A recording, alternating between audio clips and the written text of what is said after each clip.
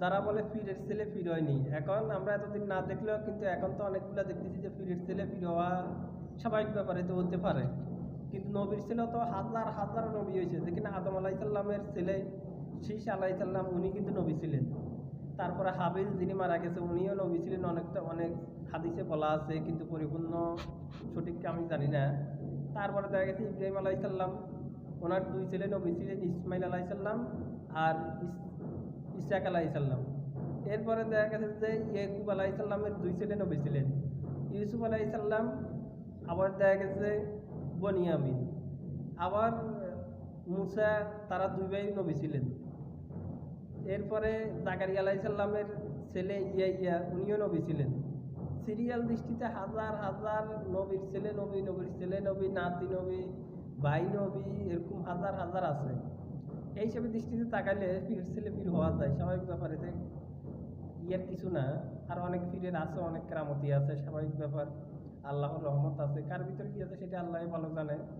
তো এই আপনি যদি আরেকজনের নামে মিথ্যা অপবাদ না দিয়া তাদের পাশে থেকে আর না হলে আপনি না যাই, এটাই তো ভালো। একজনের দেখা গেছে এখন আপনি করতে পারেন না, আপনার পক্ষে না আসলে সে খারাপ, বিপক্ষে আপনার পক্ষে আসলে ভালো আর বিপক্ষে গেলে সে খারাপ, এরকম তো ঠিক না। আপনি আপনার পক্ষে আসুক বা না আসুক, সে যদি আল্লাহর দিনের পক্ষে থাকে আপনার তো তারাই ক্ষতি করার দরকার নাই। এখন দেখা গেছে মুসলিমের ভিতরেও কিছু মুনাফিক মুসলিম আছে, মানে চাইবে যদি খ্রিস্টানের খুশি করার লাই কয়েকজনের মুসলিমের ক্ষতি হইল।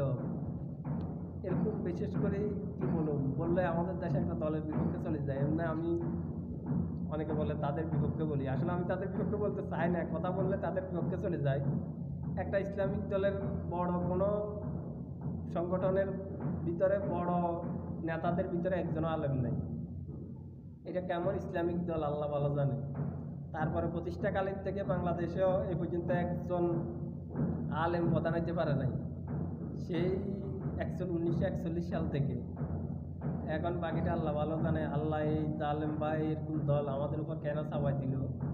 একবার শেখ হাসিনারে দিল, শেখ হাসিনা যদিও কিছুটা ভালো ছিল তবুও অনেকটা উন্নয়ন করছে, ইসলাম নিয়ে এত বিকৃত বা ইসলামের নাম নিয়ে মানুষকে ধোঁকা দেওয়ার চেষ্টা করে নাই।